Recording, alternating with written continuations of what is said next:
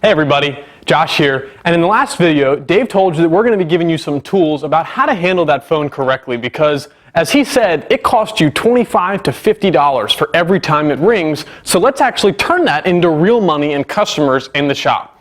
Now the first thing is to recognize who's actually calling you. Is it a parts house? Is it a new customer? Is it an existing customer? Is it someone looking to see what the status of their car is? What's the deal? Who is it? We need to figure out who it is because there's a certain priority that different people have. And not to be rude, but someone who's a first-time customer, well, first impressions are a big deal. We got to make sure that we really take care of that person. If it's a parts house, sorry, bud, you really ain't too high on the food chain there. I like you, but you're not as important as a customer is to me. So we want to make sure that we can very quickly understand who is this person calling. Once you realize who it is, then you need to take the appropriate steps to get that person off the phone and into the shop. Because on the phone, you can't fix the car, you can't collect any money, all you can do is get them to set up an appointment. And that's what we're going to talk about in videos 3 and 4. But today what I want to talk about is, what do you do when you have multiple phone calls coming in or someone standing in front of you and the phone rings? How do you handle that? Well, I ran a 3-bay gas station by myself, and it was only me and a technician. And we did about $60,000 a month. And in order to do that, you have to have processes down so you know what to do when 3 phone calls are coming in, how to handle them, how to not forget to call people back. And that's what I want to show you how to do right now. Most people get all hung up and forget what the priorities are when you're sitting at the desk. So let me give them to you. The first thing is the customer standing in front of you absolutely is number one. The next is when the phone rings, the new customer or a customer trying to set up service, that's priority number 2. So let's say that a customer is standing in front of you and the phone rings. Well, most people will just pick up the phone and put that person on hold.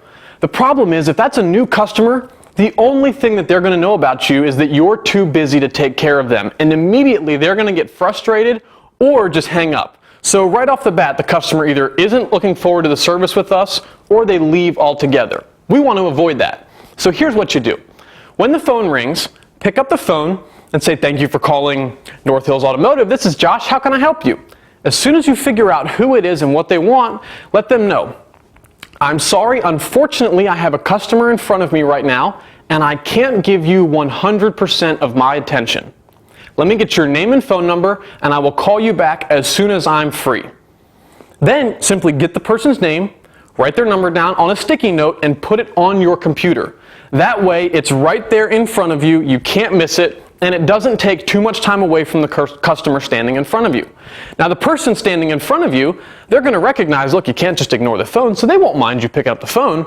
But when you tell them, "I have a customer in front of me, and I can't give both of you 100% of my attention," that customer standing in front of you is going to feel very valuable and very important. And when you get back to them, you have just strengthened that relationship a lot. I can't express how strong that is. So then, when you call the customer back after you got their information, you grab the sticky note, just simply say, "I'm sorry I couldn't take your call then. Now you have 100% of my attention. How can I help you?" Immediately, that's a 100% better relationship than if the customer had been sitting on hold for 45 seconds, a minute, whatever the case is. That same thing is how you handle a call if you're on the phone and another phone call comes in. Simply ask the customer, "I'm sorry, I have another call coming. Do you mind holding for a second?" Put them on hold. And do the same thing with the other customer. "I can't give you 100% of my attention. Let me get your name and number and I will call you right back." If multiple people do that, just put the sticky notes on your computer in order of the person that called, and as soon as you're done, call the person right back. It doesn't have to be a complicated system, just something very easy to follow that you do every single time so nothing falls through the cracks. That's the way that you want to handle it because you don't want someone being on hold. And another thing is you want to make sure you answer it within 3 rings because anything more than that just shows the customer, wow, these guys must be really busy. I'm probably just going to be a number with them and they won't really take care of me.